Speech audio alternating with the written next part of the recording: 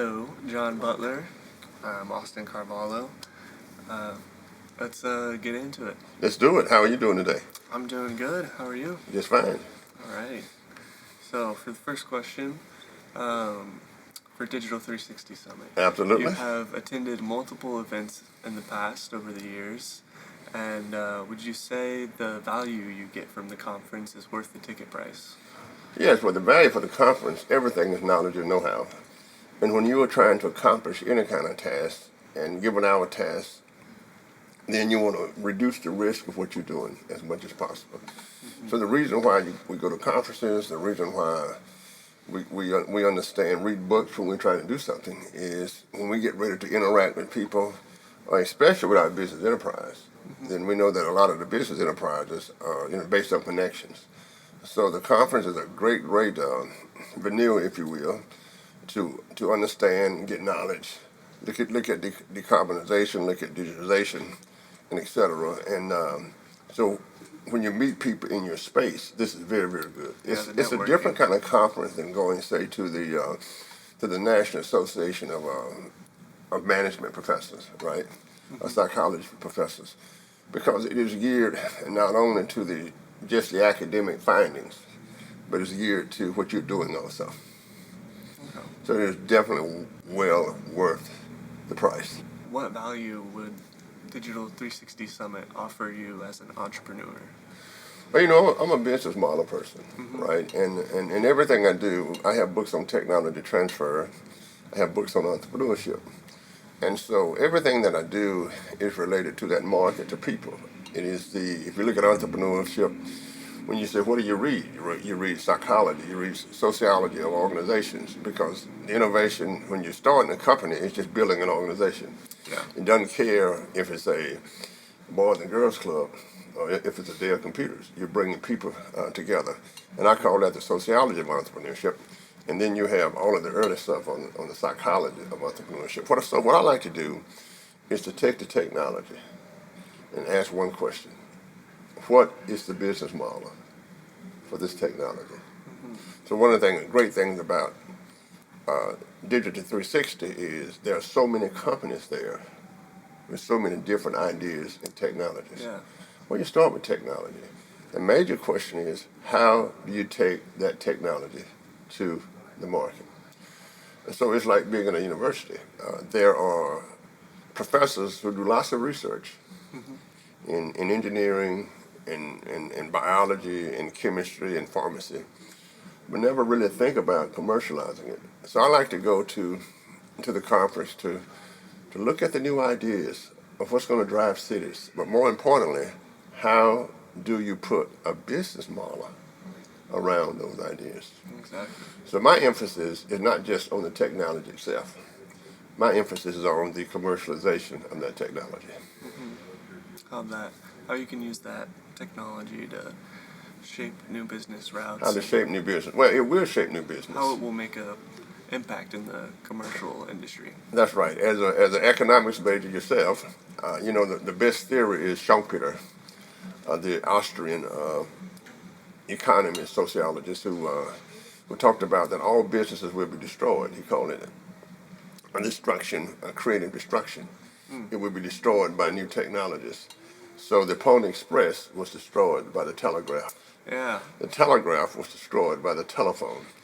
So as business people, especially when you have technology, then you must always ask, what's coming down the pipe that would disrupt my business model? Mm-hmm. What's coming down the pipe that would take the money and the revenue away from my company to another company?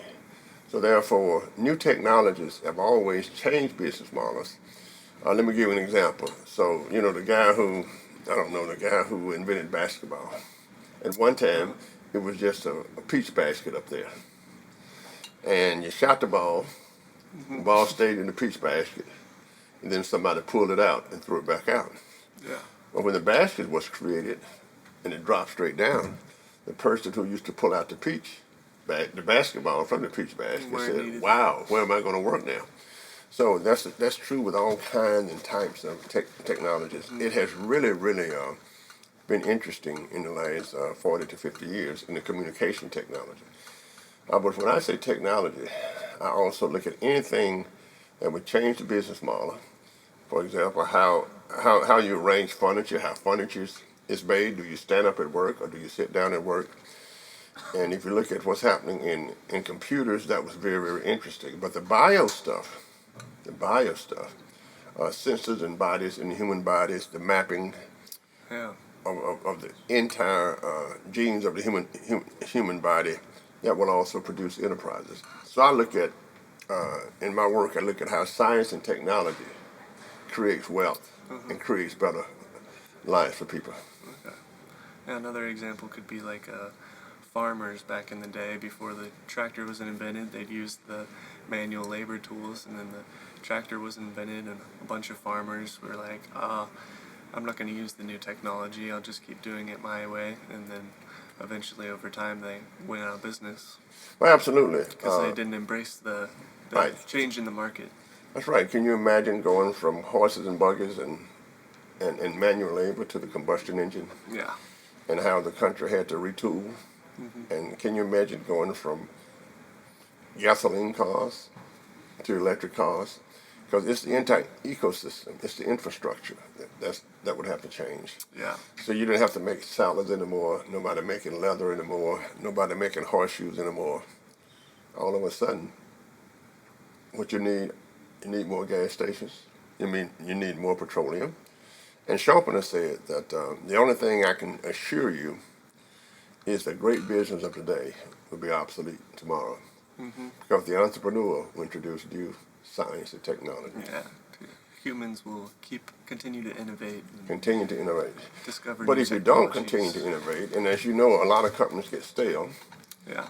And so before you were born, we had Sears and Roebuck that did everything. And then the guy from Bentonville, Arkansas, created Walmart because he had such a great concentration on the customer, keeping the price low, and using that technology to do that. Yeah, that really Technology, revolutionized communications. the whole blockchain and That's right. supply chain.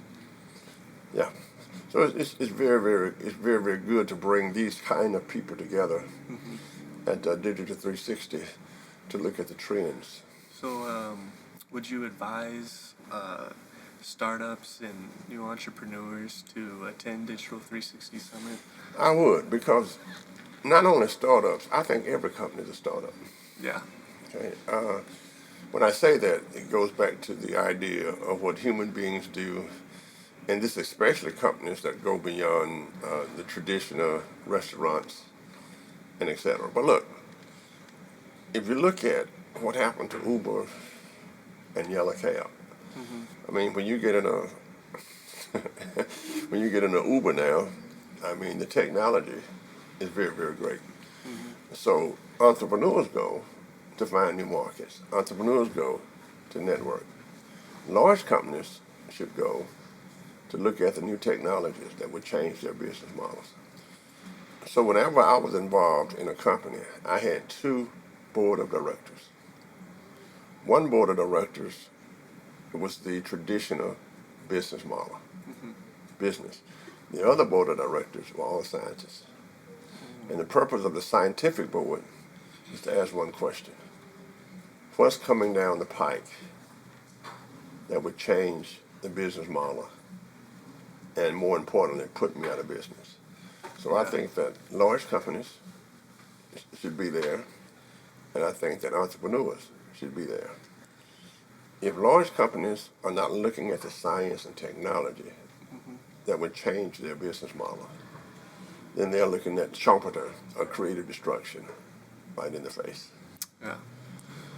Yeah, I see that with companies like Google, Meta, all the big tech conglomerates, Apple. They have a team, it seems, always looking at the future of the cutting edge technology and trying to find how they could innovate and stay in the game for the future. That's right. As I said, the innovation is certainly technology has a great impact. But if you look at my good friend Herb Callagher, who started Southwest Airlines, now before you were born, that was Braniff Airlines, that was Texas Air, and other companies. And of course, they fought him for changing the business model, but he changed the business model. to an airline where everybody could participate and everybody could fly, and gave the big airlines, a whole lot of trouble, and of course put lots of TWA and et cetera out of business. So it's the combination of the technology and the entrepreneurial ideas of how to apply the technology. Mm-hmm. And that's why science and entrepreneurship, when you deal with technology and innovation, go hand in hand. A lot of people believe that it is entrepreneurs that create the wealth. Well, that's true. But with no science and technology, there's no wealth creation. Yeah, they need to have a team around them. That's right. There's no wealth creation. So I look at Microsoft as a computer science company. Mm-hmm. Okay.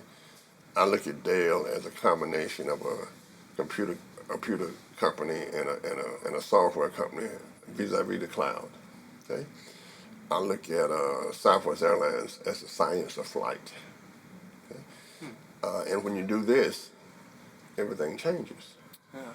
So what I've always said in America is we need a concentration of kids who major in biology and chemistry mm-hmm. and engineering and those kind of things where you actually create the products themselves. Yeah, that's an interesting. It's not just business schools are great. Some business schools are great for technology transfer. But what we do at business schools is to teach students how to manage what has already been done. Mm-hmm. Whereas engineering and to an extent physics, of course physics has a little trouble applying its craft to other things, but they did restruct finance for us.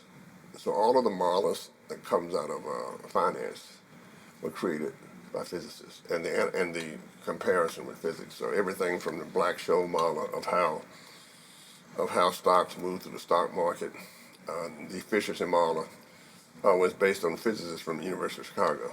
So we always got to keep in mind, and it's important for our educational people to keep in mind mm-hmm. that majoring in and understanding engineering is very important, whether it's mechanical, yes, or electrical engineering. And so we cannot say that you just have to have the, quote, business application. Mm-hmm. Because with no science and technology, Kellogg's cornflakes is the result of science. Yeah. Dunkin' Donuts. Food science is the result of science. The automobile industry, of course, is the result of science. Mm-hmm. And so all the things that's coming in America has been based on science. And this is why it's important for America to really, really keep the science up as we go into the future. So a lot of these innovators and people who are trying to make it in the market and discover everything that's new and happening is going to be discussed at the conference. So absolutely. There's going to be a lot of networking and. There's a lot of networking because what the innovators have to understand is that once you get the science to work, mm-hmm. how do you apply the science? So let's look at what we do at Digital 360. So we ask certain kind of questions, and it's more important to ask the right questions, right? Yeah. What would cities look like in the future mm-hmm. from a business model point of view? The library, every book will have a sensor on it. Mm-hmm. You can take a telephone pole and make it a place of wealth creation for the city. Curbs would have sensors on them, and sensors mean data. So the new business model for the city goes beyond zoos and parking and those kind of things. And also, every city now and every company sits on a platform. Mm-hmm. Okay? So I should be able to go to Dallas, and when I arrive in Dallas or arrive in Austin, I bring up the Austin platform. Everything that I need is there. And of course, data itself becomes very, very important in the new business models. Mm-hmm. So that means I can understand where to locate my city, right? I mean my company. So the traditional stuff of markets are still there. but markets change. What happens, for example, when people work at home rather than go to the marketplace? Yeah. And as we look at decarbonization, and when we say the whole idea of centralization, it just means that things that the business models themselves, right, are coming and combining. They can be combining. So there's something to learn from, especially for startups and of course regular companies. Oh, of course. And then don't forget the networking. Do not forget the networking. Oh, yeah. The networking variable in my research is a powerful, powerful variable for startups. It's a powerful variable for established companies. And that's one of the greatest values you can get Yes. from attending the conference. A bunch of great minds coming together, minds like yourself. No, I don't know about that. But you're right. But, you know what we do. It proposes a unique networking opportunity Yes. to extract high value. That's right. There's nothing like information. sitting down and saying, let's deal with the warmth of the earth. And the earth is continually changing. It always has.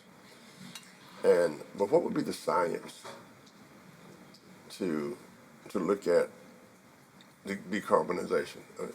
What's the science? Is it increasing the number of trees and plants? I mean, what's the science? So it's good to sit down with people to say, what's the business model for the future? Okay? And it's wonderful to sit down and say, with everything being connected now to the electric, to the grid, what does it mean? Okay.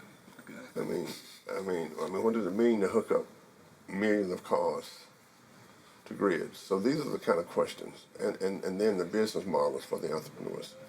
And right there on the business models, what is a business model? A business model is the sum total of how a company creates revenue. And Everything how from could the strategy, that be useful? everything from the strategy to the marketing, to the partners that they have in the supply chain. So it's the sum total of everything that you do to create revenue for the company and to maintain jobs and to maintain wealth. Yeah. And this is why it's so important to understand that business models can really, really change very rapidly. And so all of a sudden, you have a great, great company, and you look around and nobody's coming to your business. Right? So when I was growing up, my father had many enterprises. He was a county agent. His degrees were in agriculture. But we had a little malt shop. Of course, when McDonald's came, all the revenue went somewhere. Well, So what do you do with the malt shop? Well, it's style. now a beautician shop, right? So the point is that when you sit down with your strategy, one of the things that, and this is why science is important, is not just what the people in management that's running the company think now. It's about, as we said earlier, how that new technology will change how they make revenue. So business model is the sum total of your strategy to your revenue. And that goes into the changing way marketing is done now. You know, marketing now is, it's mostly equations, Yeah. especially on the internet. I've noticed that most businesses are having to come online and start marketing on all the social media platforms and. Well, yeah, but it's very predictive. So let us say that that you want to buy a car, right? And just tell me your networks. I look at all of your friends. I go online. I create an algorithm to create a model so that I can understand all your friends. If all of your friends drive Toyotas, I'm gonna target a Toyota to you because I think that's who's influencing you. Yeah. So before we used to teach about you have to have a good sampling and different kind of groups to look at it now. But hey, right now it can go live right away. So actually, what's happening now with marketing is the great case is the teenager who got pregnant, and then all of a sudden she was looking up pregnancy all the time, and it went to the family computer. Yeah. And everybody in the family said, why are we getting all of these ads on preventing pregnancy and what do you do when you're pregnant? Right? Algorithms, right. So when you go and you look up, I want to read Carvalho's latest books on electrical science. The next time you log in, you got 15,000 books that you can look at. Yeah. So what marketing now is a combination of mathematics. It used to be just psych and soc, but now it's the same equations that we utilize in physics, predictive equations, to say that you're going to regress to the mean. Say that if your friends do X, Y, and Z, then you're going to do it. Oh, by the way, we do the same thing in crime to predict where crime goes. Yeah, it used to be they would do marketing like a billboard or newspapers, and now it's all online, and the integration of AI into predictive marketing is very vital nowadays. So that I think AI put is powerful. The right ad in front of the right person, and it can look at all their data and essentially show them what they want to see. Exactly. Just think. I mean, just I don't know, 30 years ago, we just had the census data. People would fill out the census data, and that's what we knew about America. Yep. And they call it big data. But economists and sociologists have been doing big data for years, but they utilize the census. Now we can do a census every week if we wanted to. Right? And as it progresses, you have different kind of companies to evolve. So I have a friend who went to school with me here in Houston. He's a lawyer, and he asked me, do you have a cell phone? Well, I said, certainly I have a cell phone. He said, well, you're going to get divorced. So his entire enterprise, where he made about 1.8 million last year, is tracking down stuff for lawyers when people want to get divorced and tracking down what the man has done and what the woman has done. Yeah. So the only thing you can do is go to the middle of the Atlantic Ocean, throw your phone in the ocean, and hope like hell it doesn't wash up on the sea. So there are a lot of companies that in the predictive model that will allow people to create new ways of doing things. Yeah, and it's exponential. It's just gonna Absolutely. keep going, and it's linear. And but the thing about it is, with all the data that we are producing, it can't be just garbage in and garbage out. You have to have a theory about how people behave. Yeah. And that's one of the problems with the stock market. It has no behavior component to it. With all of the equations that we utilize, of course, it's the only thing we use, only thing we have, but we have not put a behavior component to it. When you have a behavior component to it, you must have a theory to start with to test that theory. And you might say that, I'm going to test the theory that people who X, Y, and Z travel a lot. I'm going to test the theory that people who do X, Y, and Z tend to look at the internet.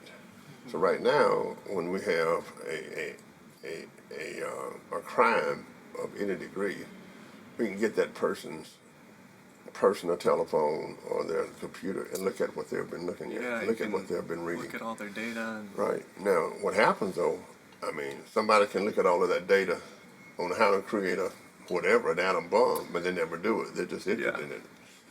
But, so everything you click on, there's a possibility when something is done in that area, if you click on it a whole lot, and then order it from online.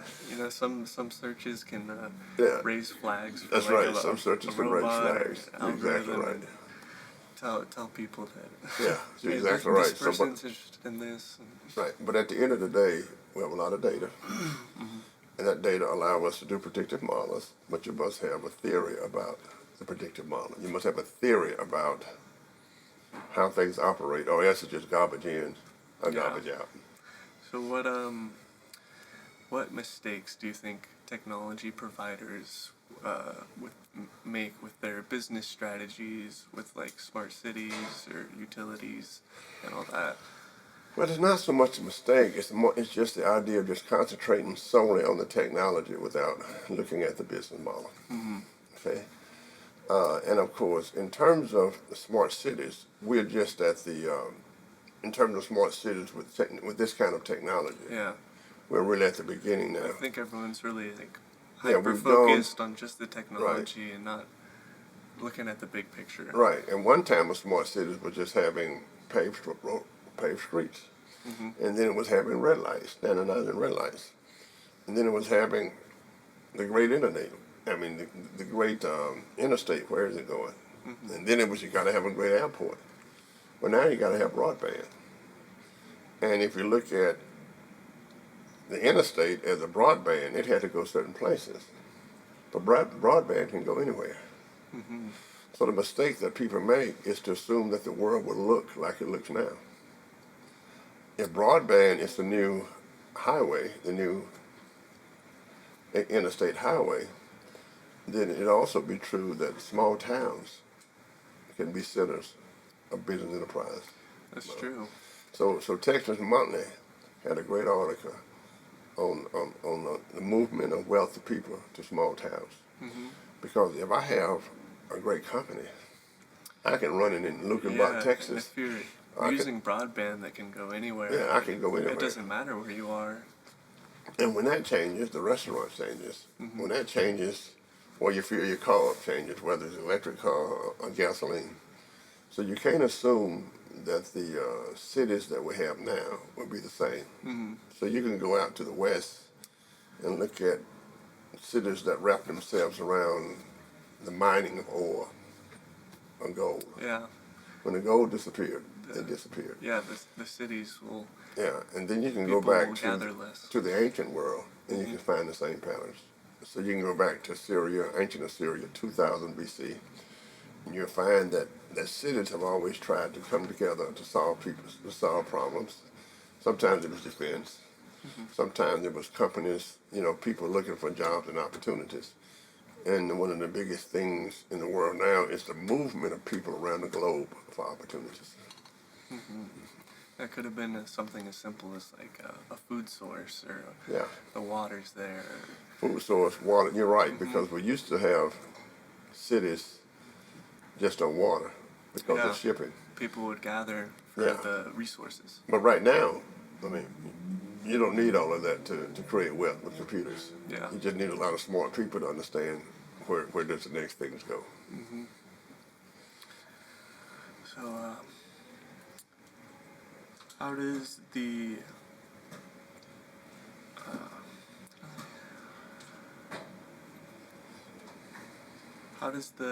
pace of technology change how smart cities will be developed over time? Well, the pace of technology is very, very interesting. The usually technology curve is you have early users, right? And then we call it the Kosmeski curve, George Kosmeski curve. You have early users, and then it takes off, and then it levels off. Mm-hmm. I think that what will happen is when you start having early wins on the financial side. Yeah. Okay. In early wins, I mean a city that is very, very smart, that has a great portion of its budget dedicated to smart buildings. That means sensors, Mm-hmm.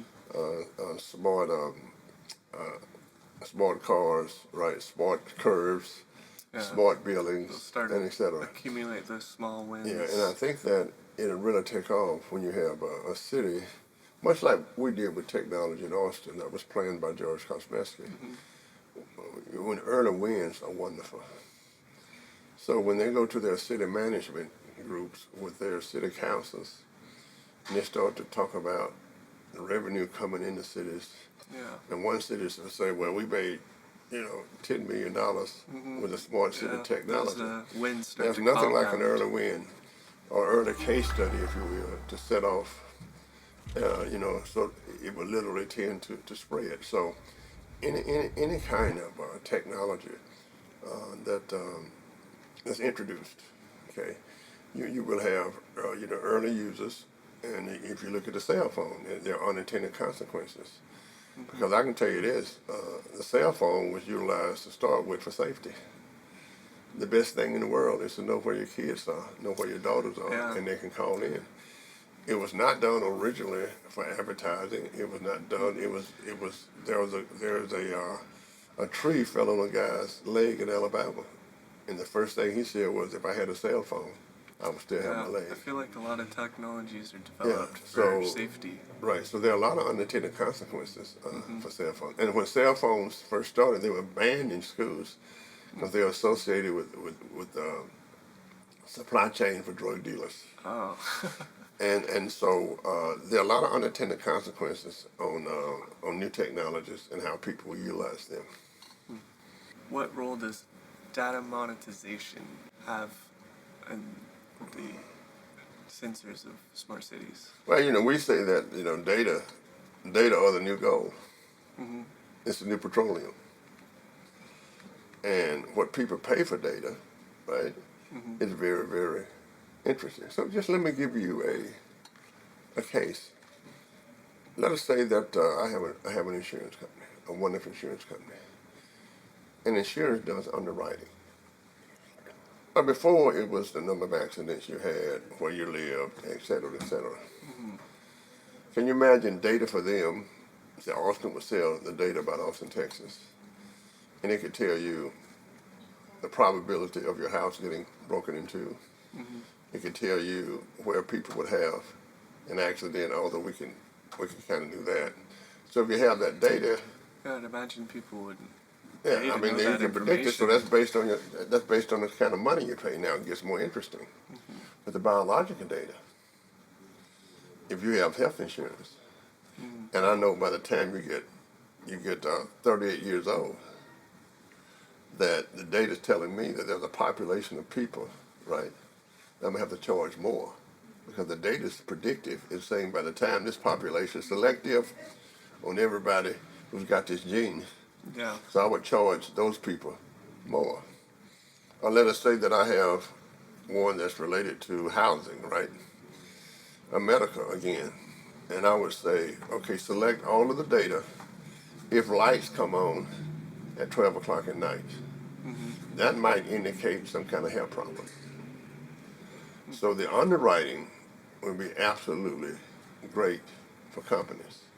You might walk into a store and they might look at you and say, we don't want your business.